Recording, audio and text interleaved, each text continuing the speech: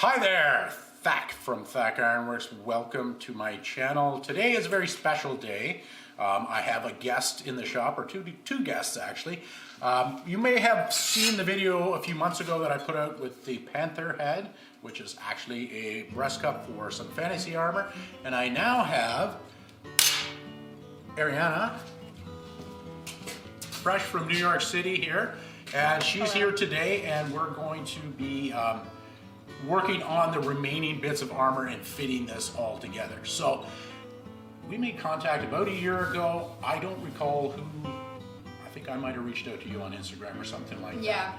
I guess for me it was, I seen you're a multimedia artist and you were doing stuff with metalwork, which I thought was really cool, but then I also seen that you were crocheting, and I thought, what a weird juxtaposition. So I thought, what if we combine that together? What would happen to do like kind of a post-apocalyptic sort of fantasy armor? So I reached out to you and you said, yeah. And I'm like, okay. Yeah. So then I had to kind of come up with something. So this has been a very long and slow process, but finally we're getting together and we're going to get into this. So. And I'm an American girl in Canada. Yeah, so we're mixing the nationalities here. Let's see if these cultures clash. Yeah. Let's see how this goes. So, let's begin. All right, so basic concept I've come up with. So we've got the breast cup, which is the snarling panther head. And then what I want to do is get that in place there for me. And that should be angled and down like that. And then what I wanted is kind of an asymmetrical laminations of armor coming down across the belly and then over the hip there.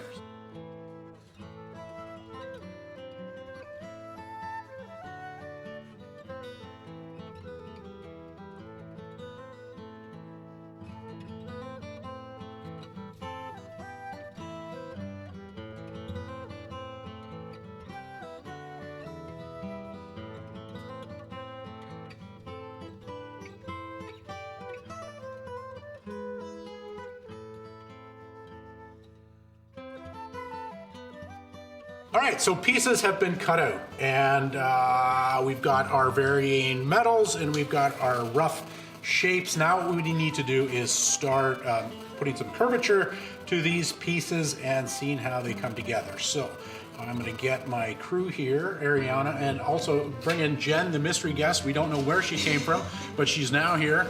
So we can get these girls dishing out the hip piece. I'm going to start working on the belly portion. So let me just show you what you're doing. So this is the outside here. So working on the inside, I want you to go onto the side. And just gently, we want to put the gentle dome throughout the entire surface, and then we're going to have to make it specific to the shape, but starting out, that's what we're going to be doing. So I'll get one of you here, and I'll get another setup over here with a hammer. There you go, Jen, you're the tall one. Why don't you go there? So just grab any one of these pieces here and work on the inside. Okay.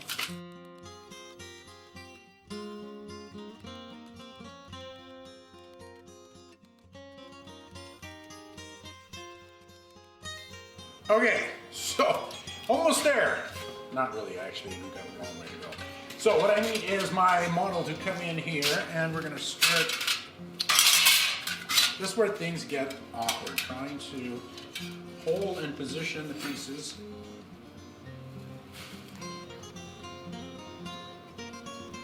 Jen, Yeah. why don't you come here and help? Can you just hold those two pieces roughly there?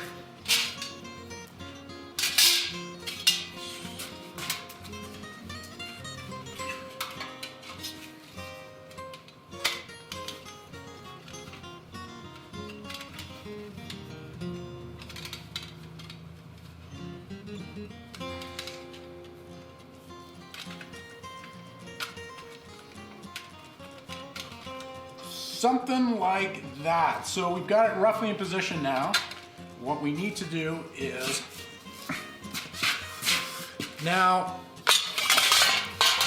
do some refining on this shape here. This one needs a little bit more dishing, so do that.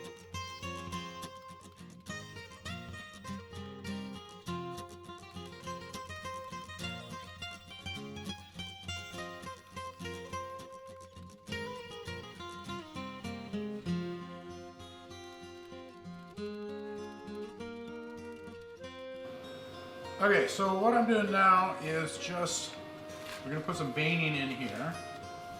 So I'm gonna do one coming off of there, and then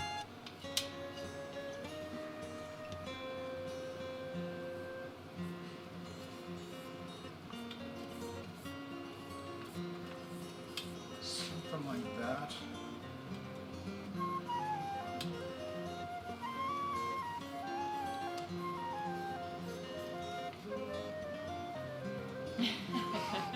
Oh, you noticed that? Nail work too. I didn't know you do nail work. Oh yeah, multi-media. Okay, something like that. So now that I've got the outside lines, now I want to transpose to the inside.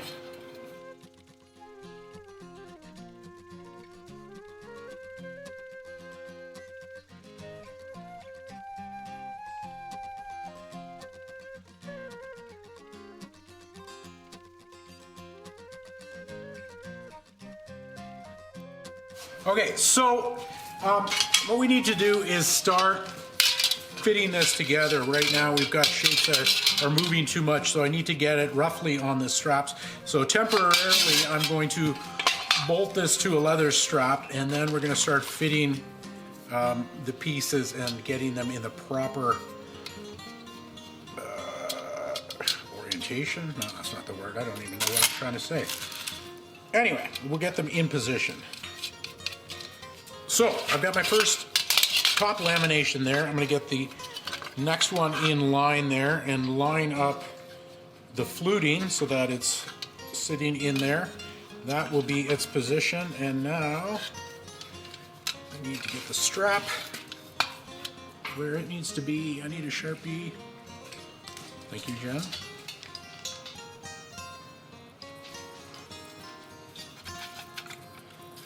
The other one will be there. Mark a hole there, and then a corresponding hole underneath.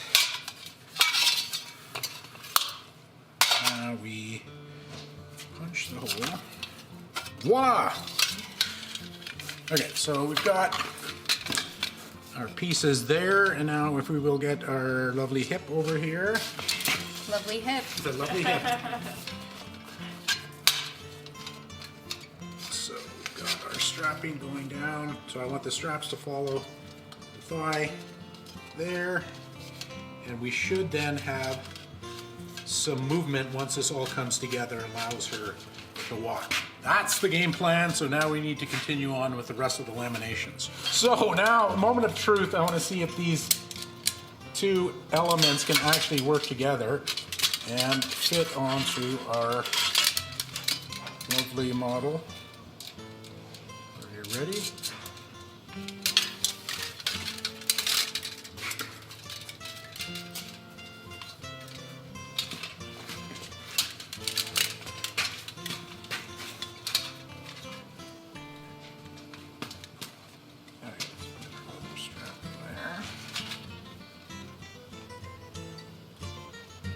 I'm going to put a slot there so we can get some movement.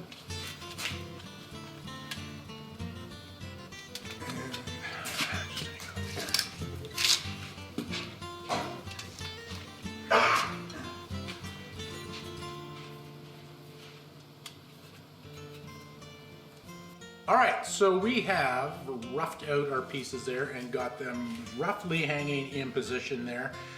And that's enough for today. I think we made a lot of progress here. I'm gonna now finish these pieces, get them all finished, patinaed, and actually strapped together. Then I'll be handing the whole package off to Arianna here, and she will be crocheting the rest of it, strapping it up, putting it together, so still tons of work to do. Jen, come on in here.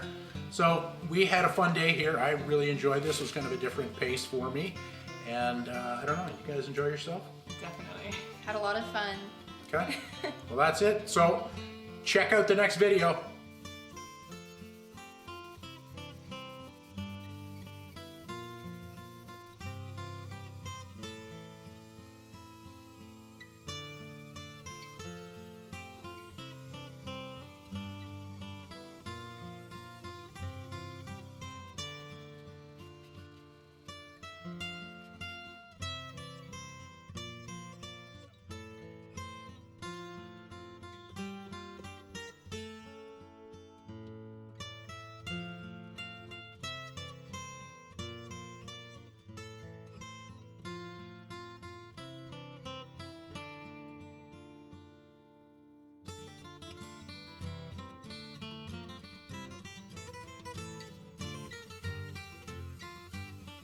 All right, so deep into the finishing right now.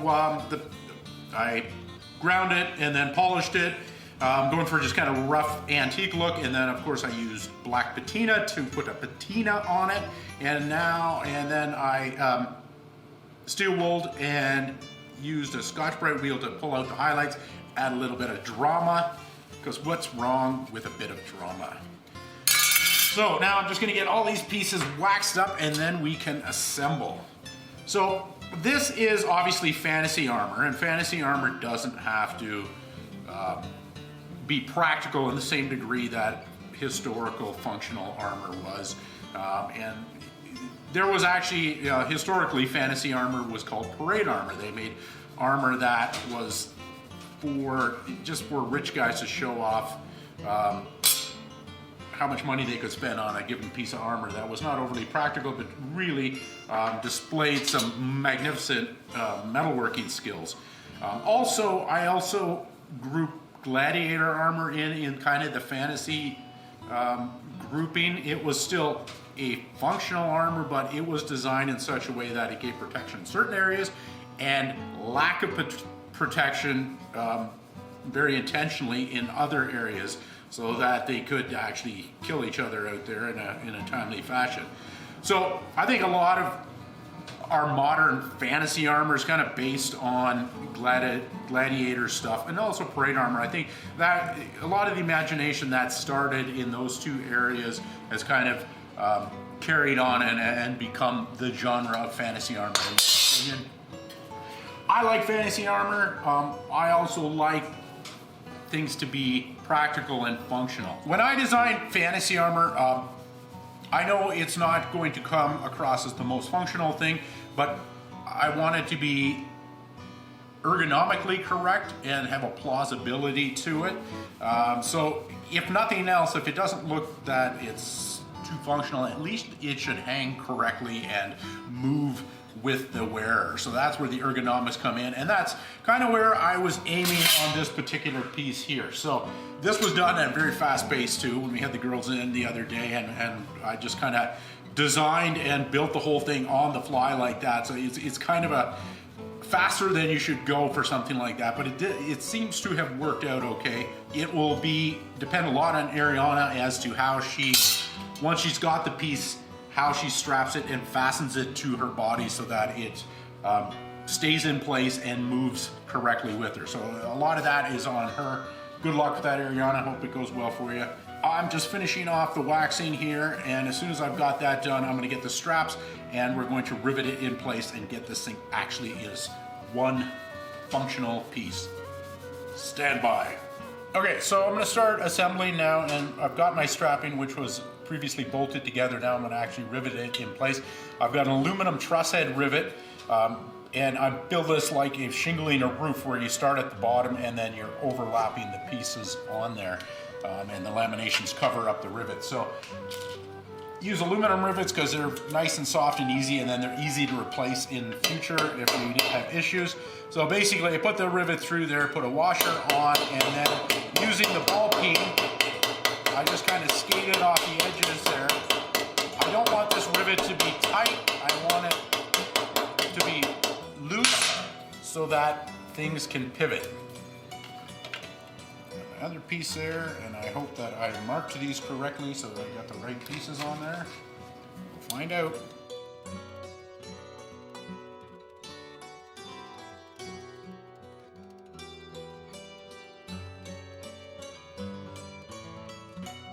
And here we are. So there we go, and it goes something like that. Of course, I'm a different size and shape than Arianna, so it should fit her better. But there we have it. I like the effect of the copper, brass, and bronze. I think it's very subtle now that it's all antique, but it's still, I like that subtle nuances there. So now this gets handed off to Arianna, and it's up to her to bring this all together and make it into a cohesive costume. Let's see how she does. So that's it for this video. So this is number 2 in the series. Hope you watched the first one where I made the Panther face. This being video 2. Video 3 then will be all on Ariana. She'll be filming that one and sending it to us as she puts the rest of this together. Let's give her a couple months and see what happens. That's it for me. I'm out of here. Back out. See ya!